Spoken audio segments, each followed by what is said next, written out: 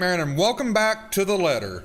So, it's been a while since I played. I've been busy. I'm very sorry. I meant to get back to it quicker, but here we are, and we're going to do it. A dreary downpour starts off the Monday. Although it doesn't last for more than an hour, the dark clouds lift just after the sun peeks over the horizon. Brief as it is, the rain has significantly dampened the park's usual cheery vibe. Mornings like this often mark the start of another bad week. An arrest gone wrong, another investigation leading to a dead end, or some truly fucked up shit being called in. Like that one time I was dispatched to a scene where a guy gouged his own eyeball out and almost ate it. What the fuck? What? Was a few chews away from swallowing it. In fact, lost my dinner that day. Well, I would have too. Fun times. Yeah, fun times. Of course, I doubt anything can top getting cursed by a damn chain letter of all things. This is the sort of stupid thing that people pass along as a prank through emails and text messages, for fuck's sakes. A ghost chasing after you just puts the icing on that cake. So far, all we've done is run, snoop about, read stuff, and run again. It frustrates me to no end how we're still no closer to an answer. Even my car reflects the same state of mind is in. Photocopies of documents litter every available surface, scattered all over the place, spilling from the passenger side and into the back seat, making an entire mess of what little space there is. Not that I'm any better. My last shower was 24 hours ago. I haven't slept at all, and my last meal was that chocolate porridge thing Isabella offered. The way I am now, I'll definitely get a scolding.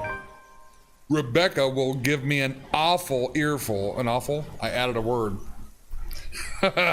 Rebecca will definitely give me an earful and tell me to take care of myself better. Say that I'm killing myself on the job. I've heard that a time or two about my job. That I'm killing myself working so much. I can already hear Isabella complaining how dark the bags under my eyes are getting and about how I reek and I need to shower pronto. I can rest easy when this is all over. It's not that I can feel the pang of hunger, or I can't feel the pang of hunger. With that woman chasing after you, it's difficult not to feel anything other than horror. The rush of adrenaline coursing through my veins is my desperation to survive. In fact, I can still sense the ghost of her touch from last night. Her bony digits wound tightly around my ankle, and that horrid smell she has on her as she pulls me closer. The memory's enough to send a shiver up my spine and make me angsty. Perhaps the only comforting thing about this is the sight of my gun nearby. Really, that's not going to do anything against this demon lady, the Grudge lady. From my dashboard, sunlight glints off Othella's surface. Normally, I keep it hidden in a compartment. Luxbourne police regulations only allow authorized people to carry firearms, and even those are limited. I do have that authorization, but I never really saw the need for its use when the standard issue tasers are more than good enough to incapacitate anyone. If not, I can always throw them on their back. Those judo lessons Dad forced me to get as a kid has its uses too. On a ghost though, all of those will probably yield the same results. They're all useless. Might as well use a stick. However, it's the feeling of ease I'm after, or what little of it I can gather from it. The awareness that I at least have something to protect myself with in case things go wrong. That I can still protect the people who still depending on me despite the missteps I've taken. It doesn't take the edge off though, the feeling that your whole body has been strained far beyond its capacity. Frankly, I'm already running out of steam. The only thing pushing me right now is knowing someone's still depending on me. A stretch is still in order though. I've been sitting here since last night. Soon, I step out from my car, closing it behind me, with a thud as I take in my surroundings. The rain did wonders. The morning air feels crisper and cooler than it has been in days. For once, the weather seems to be taking a turn for the normal. Luxbourne's normal. In the distance, Beyond the buildings lining the horizon, dark clouds are blowing in. A storm might be due this evening, give or take. A shame for the people looking forward to Halloween tonight. I'm just not sure whether this is something I can look forward to as well. Still, I bask in the change it brings. Inhale, exhale, breathing in, taking in the peace as it is be my last. But as with all good things, the quiet shortly comes to an end. Not necessarily a bad end. The chatter reaches my ear first, halting my movements. Sure enough, when I glance up, I find them, Zach, Rebecca, and Isabella, just as they've entered the park grounds, bags of convenience store food in hand. After last night's flight from Salem, well, we've elected to stay the night here, unsure if our own homes would still be safe. Normally, we'd all be adverse to the idea of spending the night outside like this, but the panic and distress has tainted that decision. It's not like any of us have gotten an ounce of sleep anyway. On the off chance one of us did, it only lasted but a second, or a fitful one. But looking at them right now, from afar, it's easy to mistake them for just a group of friends on a day out. Isabella's gesturing wildly with her arms as she talks. Something funny or amusing probably, but because it's soon followed by Zach's booming laughter and Rebecca's giggles. Their voices fill the atmosphere with light air, temporarily easing off the disheartening mood. It's easy to pretend we're not knee-deep in life and death situation the way they're acting now. If anything, it's only their appearance that betrays that mask. Slightly disheveled, bags under their eyes, and an exhausted curve in their shoulders and dragging footsteps. But the closer they get, the more obvious these signs are to the naked eye. Zach tosses an energy drink my way the moment the distance allows it. Isabella hands me the other bag she's holding, before seating herself on the edge of the fountain. The scent of warm food immediately wafts up from the bag when I open it, carried further by a passing breeze. Whatever sweet sauce they dribbled over this pork wannabe, it smells heavenly. Hell, even the sorry-looking vegetables seem to be appetizing. Despite myself, without even checking exactly what it is, hunger swiftly takes over every rational thought. I dig in without waiting for them to start. The rest of them appear to be of the same mind. Soon enough, they also start with theirs. No casual talk while we fill our empty stomachs. Exhausted as we all are, food is something we can't forego. Starvation dulls the thinking, weakens the body. If we are to survive this, we're gonna have to take care of ourselves first. In a matter of minutes, we're done dumping the empty cartons on a nearby waste bin, along with it the shift in mood. Back to dismal, back to the problem at hand. The comfortable atmosphere from minutes ago was nice while it lasted. Admittedly, I've missed these kinds of moments between us. We never had the chance, always busy on some project or work. The things we've taken for granted, now we're realizing how valuable they are. The world has an awful sense of humor. While the one we've just had is short-lived, it's another thing I want to look forward to. If we ever free ourselves from this damn curse, I'd like to believe there's a way.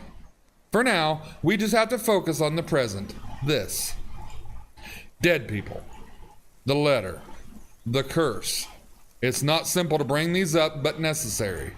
What now? Where do we go from here? It's not a question directed at anyone in particular, but they all look to me as if my face has all the answers in the world. I used to think so, back when I was at the top of my game and I'm still sure of everything. Now, there's just uncertainty, sullying whatever decision I come up with. At some point, logic has simply stopped working here, and we've started grasping at straws. Along with exhaustion, fatigue, and stress, we have enough kindling to get a fire burning. If I could talk, I would be so amazed. Ooh. The not so pleasant kind of fire. Well, first, we can't just stay here. That much is obvious. Yeah? But we can't just keep running like this either, Becca. Sooner or later, she'll... As if we have a choice. We can't even go back to our own homes because that thing might get us. You're in a pickle. No, we're safe. But dying is the last thing I want to do right now, Isabella. Would you calm Not to a stupid chain letter. You were too gullible to pick up, bring with you, and show to everyone. Wow. That was a punch right in the spleen. I didn't do it on purpose. Becca, had I known, I wouldn't have.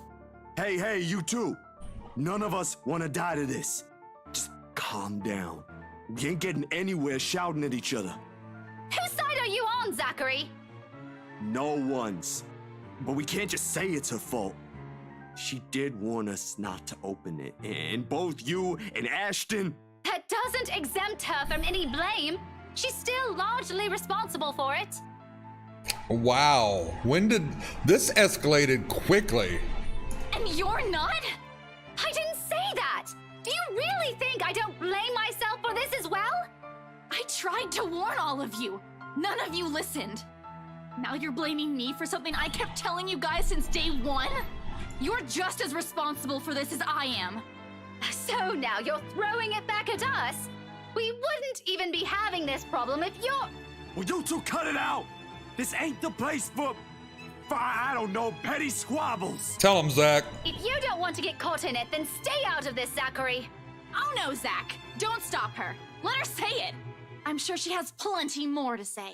If I didn't know any better, she's already. Already what? You want me to say it? Out loud?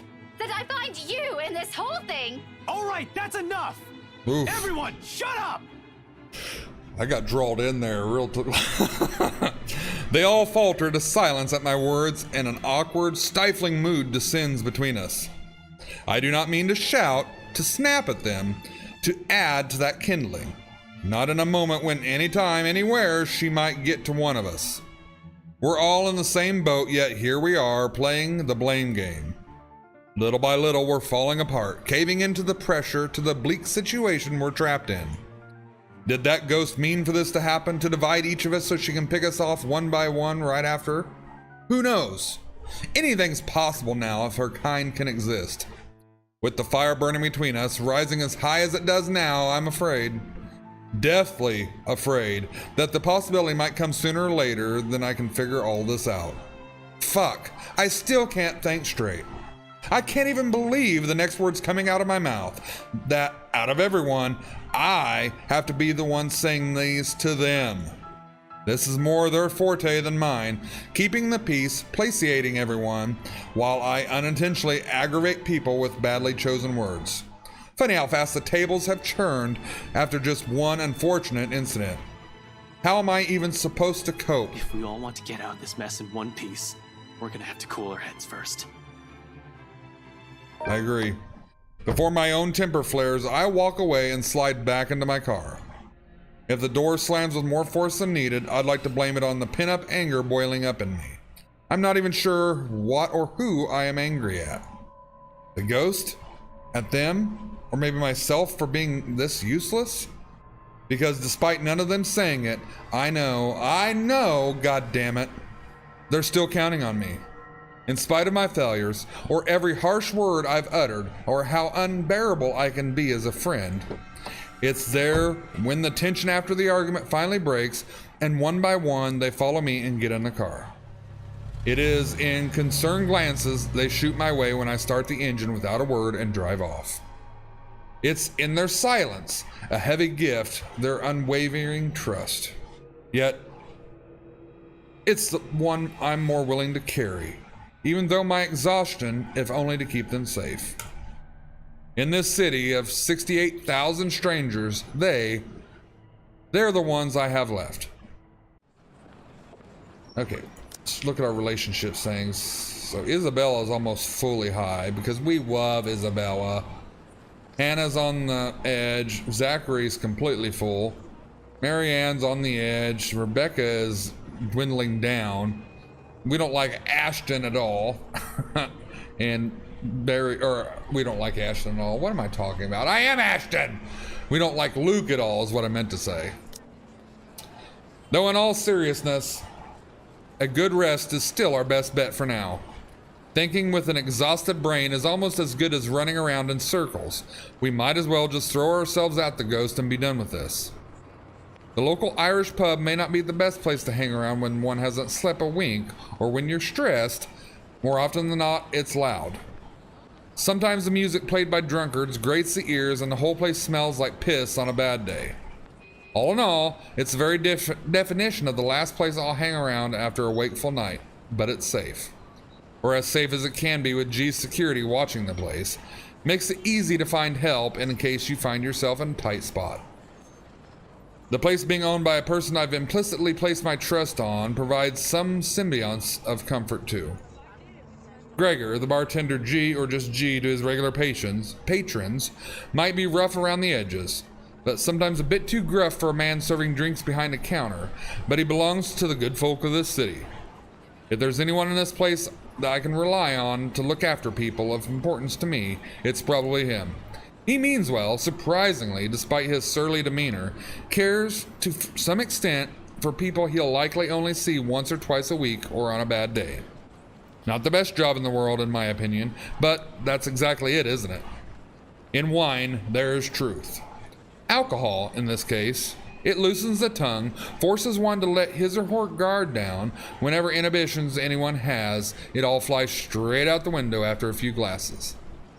It has made him observant, too. Always has one or two things to say about someone or something. Most of the time, it's me, opinionated ass. But God knows how many times I've asked for his help when I'm met with a dead end in a case or I'm in trouble. This time's no different. As expected, the moment we show up, he's kind enough to offer us a room at the back of his shop. A single look at my face, I don't even need to say anything, and the next thing we know, he's leading us in. No questions asked. Maybe it's also for this reason why I find myself drifting towards his station hours later, after having gotten that much-needed shut-eye. Newly washed drinking glasses and tumblers line the counter surface when I enter the room. Behind the bar, G's busy wiping each of them clean, likely prepping for... Oh, excuse me. What was that?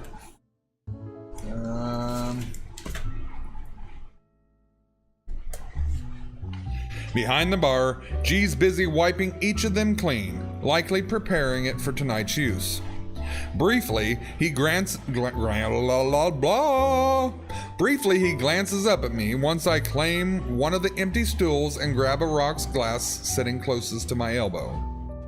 Turning it absent-mindedly in my palm just to keep my hands occupied while my brain's busy trying to make sense of everything. Even at a dead hour, with only a few patrons milling about, this place still smells strongly of liquor. Honestly, I've never grown fond of it. Regardless of how many times I've made a trip or sat here on the same spot just talking with the old man. I've never been fond of drinking in the first place. Oh, why do I get the yawns all of a sudden?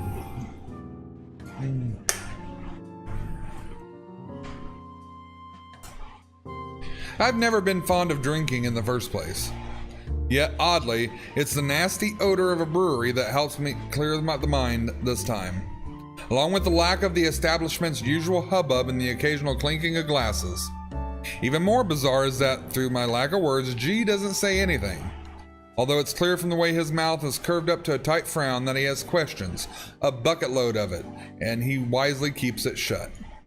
Instead, he simply focuses back on his work, rinse, wipe, stash away, repeat, going through the motions with such familiarity it's almost a trance. Watching his precise movements quietly like this, with these thoughts swimming inside my head, it's easy to lose track of everything around me. One solid lead on this, one possible way to sort this out, but will it work? Especially if my assumption's correct and the reason Zach was there yesterday morning was because of the curse. Something must have happened there for him to see the need to visit the place that morning. What if the couple had fallen victim to the curse too? It doesn't fall outside the realm of possibility. I've been so biased, not even thinking that they might be in danger as well. But during the open house with Isabella, that they might have seen the letter, and fuck. Stupid. Some fucking detective I am. That's the likely moment when Cooper saw it. If the logic holds, I need to hurry there right away, and if there are answers anywhere, it would be there. It should be there, where all this fucking mess started. It's not only my life on the line here, there are others. What happened to us? I won't wish on anyone no matter how much I loathe them. or how complicated all this has suddenly become. The letter, the woman, the mansion, and now there are voices lacing venom inside every crevice of my mind. Murmurs that jeer, scoff, that deride whatever opportunity presents itself. Because you didn't listen. It's all your fault. Why won't you believe me? A reminder of what I've failed to do and who I've failed.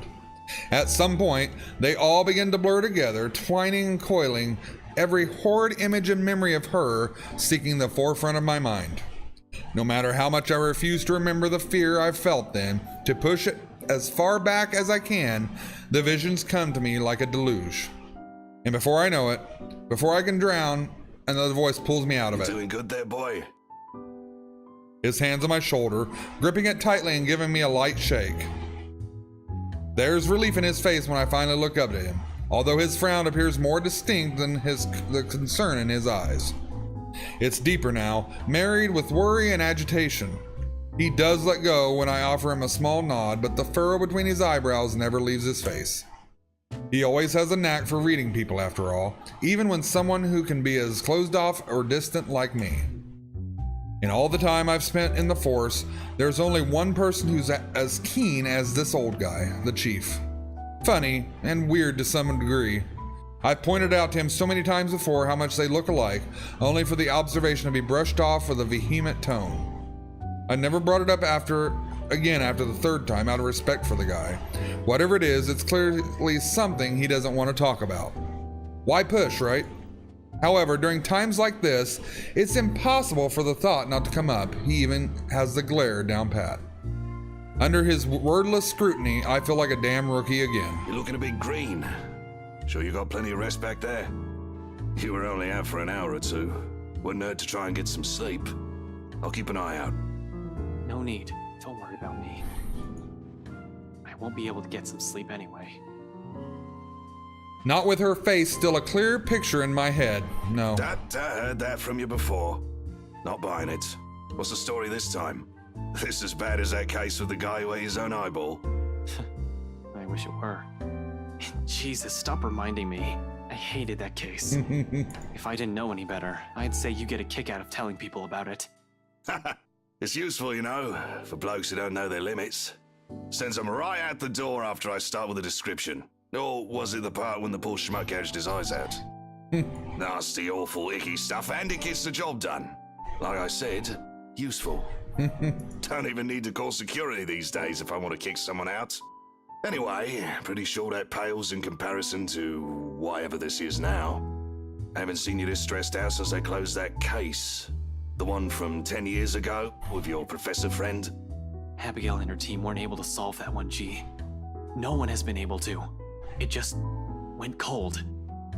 Same difference. But what do I know, eh? I just serve drinks, listen to people's problems and their whining, then make sure they get home safe afterwards. Thing is, I'm also not blind, kiddo. And you can bet your ass I can tell when a person's about to fall apart. What? Is this some form of therapy from you? Are you going to offer me free drinks now? Really, I can use some right now, something to numb the senses. But when has that helped anyone? It only hides the problem. It doesn't help. In your dreams, kid. Last time someone gave you the hard stuff, your photographer friend had to haul you out of this place almost half naked. Wow. Hey, I can handle my liquor when I put my mind to it. Not from what I've seen, nope. Besides, you usually avoid drinking. Either way, it's out of the equation. And when booze no longer counts, we just talk. So, talk. It's not like anyone within earshot will care. That chap over there only wants his cricket matches. I doubt you believe it, G. I've heard worse stuff. Try me. You know that mansion down at Anslum? Yeah, who doesn't? You live in this town long enough, it's impossible not to hear a thing or two about it. Bloody locals. Well, my friend found a primitive version of a chain letter in there. Now that we've seen it, we're cursed. A beat passes. For a long moment, G stands there, unmoving. His hand stops short of placing the glass he's been wiping prior back on the rack to his left. All while he stares at me with the eyes that are nothing short of scrutinizing. He probably assumes I'm joking. Who wouldn't? Not a week ago, I've been put in the same position. Even now, in spite of things I've seen and heard, it simply won't sink in. Or maybe this is just desperation creeping in, the idea that I might not be able to find a way out of this. Whatever the case is, for people who haven't experienced what I'm going through, this will merely sound like an awful Halloween prank. It's not a prank. This must have been what Isabella felt the whole time we made fun of her that day. This isn't a prank. I saw something. Now it's too late. We're stuck in a never-ending nightmare where the only way out might be death. And like I've expected, G's reaction to it, an amused laughter. It booms throughout the whole pub after a long bout of silence, like I've just told him a particularly funny joke. Okay. Good one, kid. You don't want to spill. No one's forcing you. Seriously, though. Good one. Although I want to be angry with him, I can't find it in myself. Can't even muster the energy for a scowl or a glare. Nothing but the taste of my own medicine to temper the annoyance bubbling up in me, I suppose. In the end, echoing her words is the best I can do. It's not a joke. Yeah, all right. Good luck with that. You're on your own. Here, I thought you didn't have an ounce of humor in that body. Guess I'm wrong. He shakes his head, lets out another chuckle before returning to his task. By now, almost half the glasses have been put away. The only ones remaining are the smaller kind used for shots and stemmed ones for cocktails. Despite being busy with his task, his amusement does not entirely disappear from his face. He keeps talking as if I'm simply another customer he entertains with his stories. But we both know it's more than that. It's the wistful expression on him that says anything. Man, can't believe you're the same rookie who walked in here almost a decade ago. Too smart for his own good, that boy. He's always been 2 steps ahead of things. Now he's here, sulking. I must have screwed up somewhere then. I must have screwed up a lot. For things to suddenly shift like this, for me to become a mere shadow of the person I used to be. Nah, I don't think so. This one, screwed up? Not by a mile. It's too early to say. You've still got several years ahead of you, Holmes. Take it easy. But some things change, eh? It has been years, and you were a kid back then. You know, the sort that's a bit unsure, making all the horrible decisions in life he'd eventually be embarrassed to talk about. You never stopped calling me kid, though. Well, you still are. It's just that this time, you're sure of who that badge and gun is for.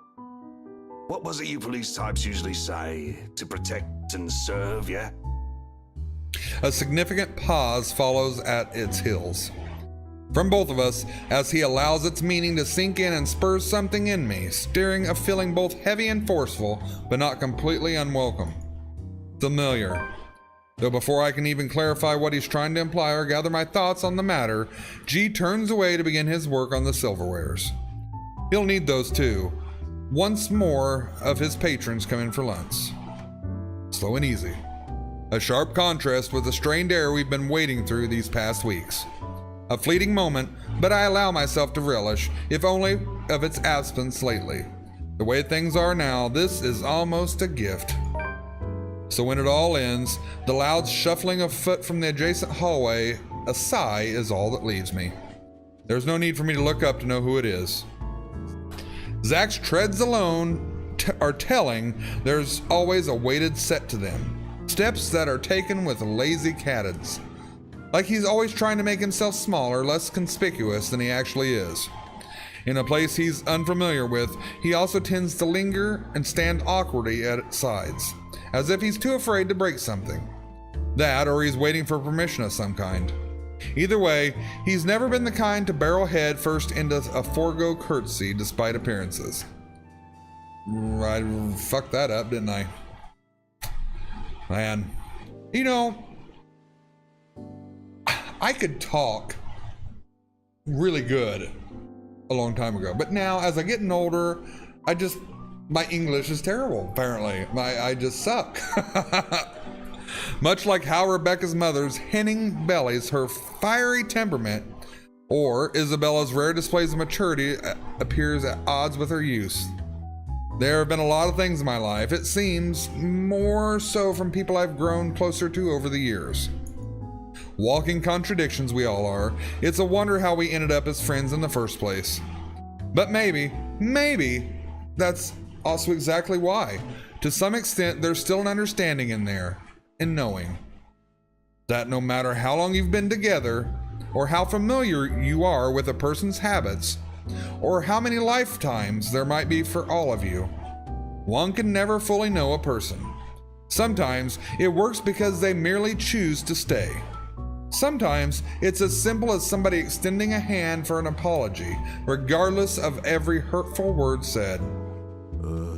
Hey, Ash? This time I glance at him, briefly gauging the mood. Not because reconciliation's an issue for me. Between us, it never will be. But somehow, this is another thing I'm all too afraid to see crumble in front of me.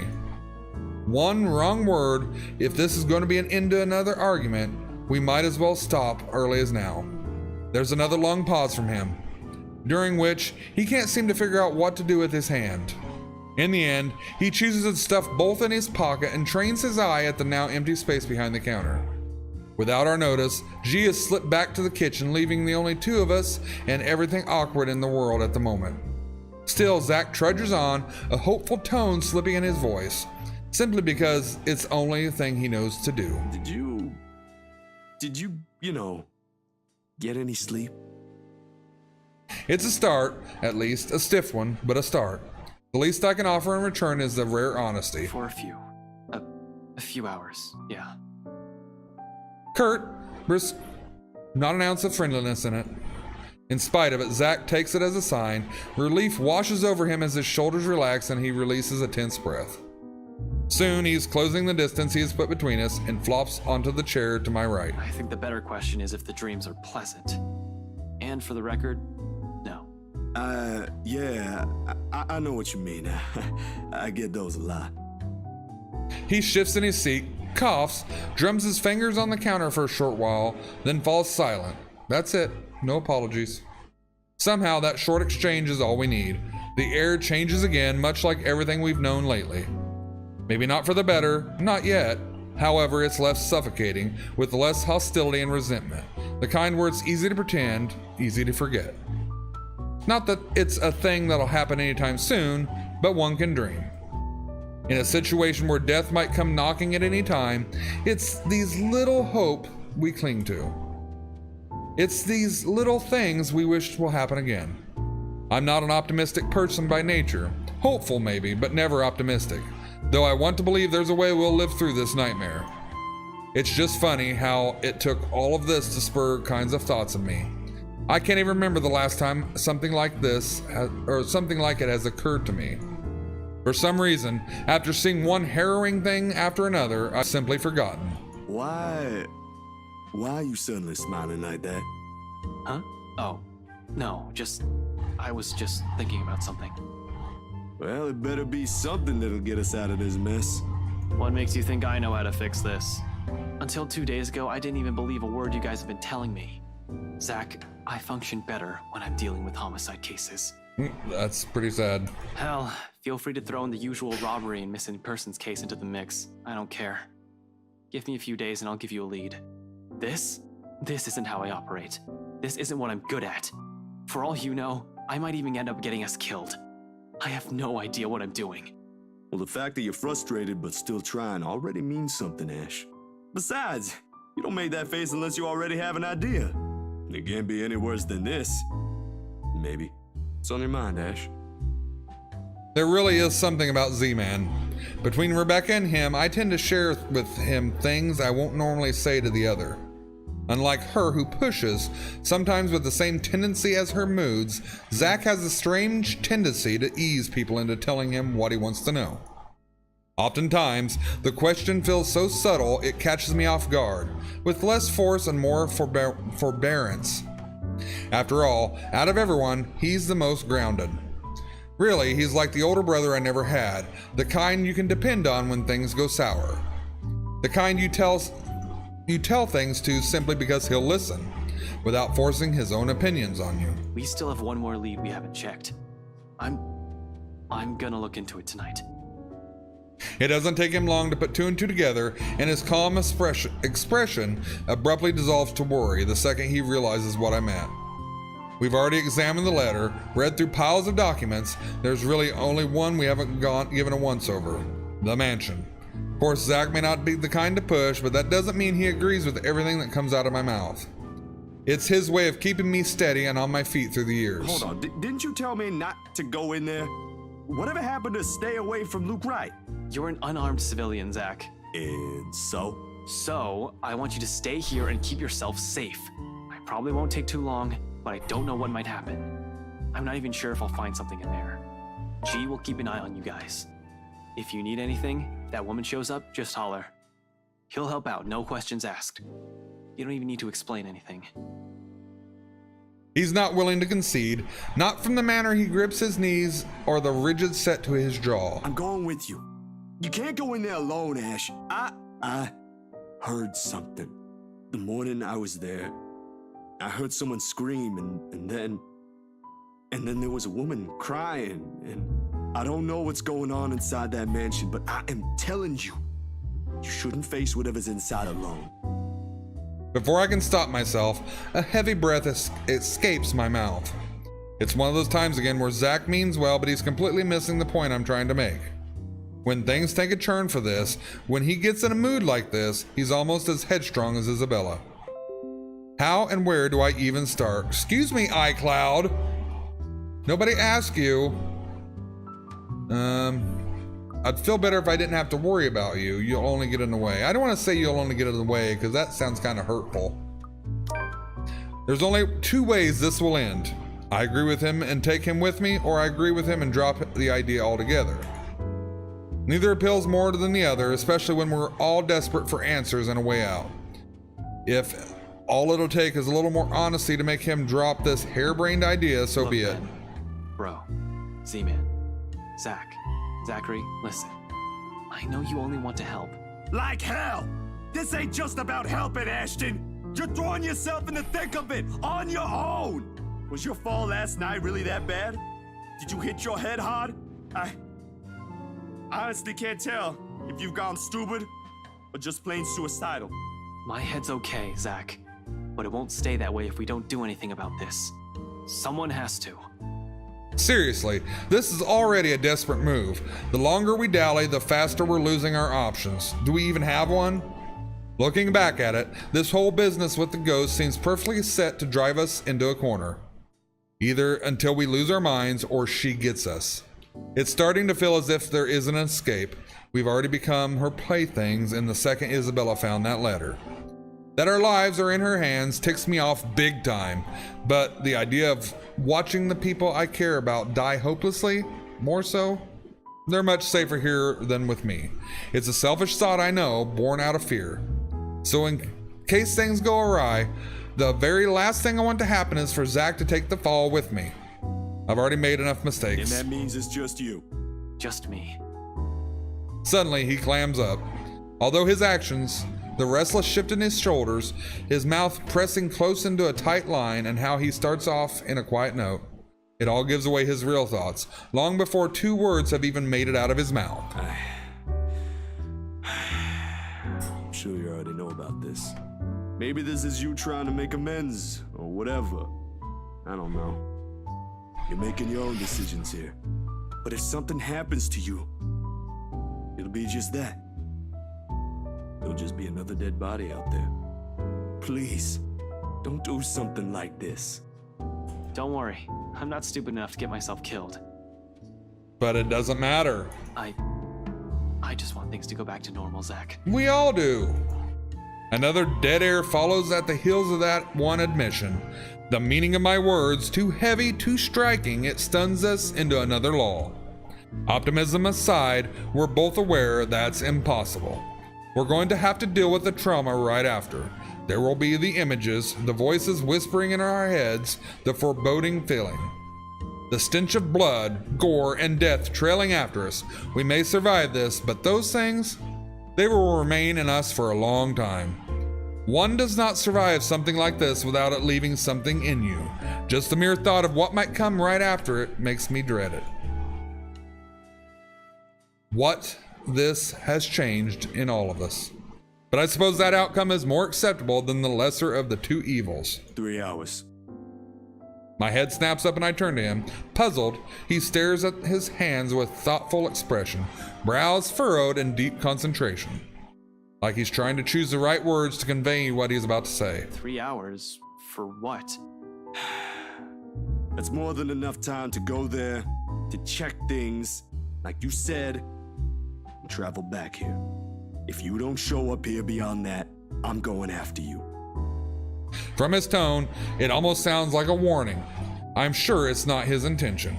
But hearing something like that from a person like Zach, I can't help but chuckle and throw in a jibe despite how dire things are.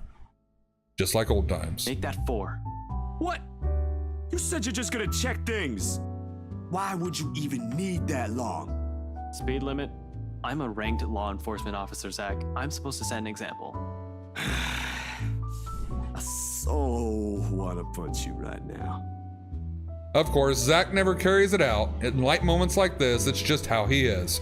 How we are. Unfortunately, G chooses the next moment to show up. He slams the flat of his palm on the counter, shooting both of us a stern look. Although his tone's nothing short of jovial, the disapproval's clear in it. He's obviously misunderstanding the situation. Boys, drummer's nice and all. I used to watch these bloody god-awful afternoon serials with one of my brothers many, many years ago. But listen, I am not having one in my pub, all right? You two want to fight? Go out. A pregnant pause. Then without any preamble, Zach and I are both snickering and G's glower melts into confusion. When we both show no sign of stopping, he simply shakes his head and turns away. I'd like to think it's better this way. Better that we part on light terms so Zach won't have to see every little insecurity, every little doubt in me right now. He's seen enough. The last thing I want is him to glimpse another display of weakness. Not when he still stares at me with the same unerring confidence in his eyes. When our mirth dies down, before anything can be said further, before I change my mind, I step away from them. Giving Zach's shoulder a quick few pats, mumbling a lame excuse about taking another short nap under my breath. Although bearing the stray thought that flashes fleetingly in my head, Zach has seen me at my lowest plenty of times. Why does all of it matter now?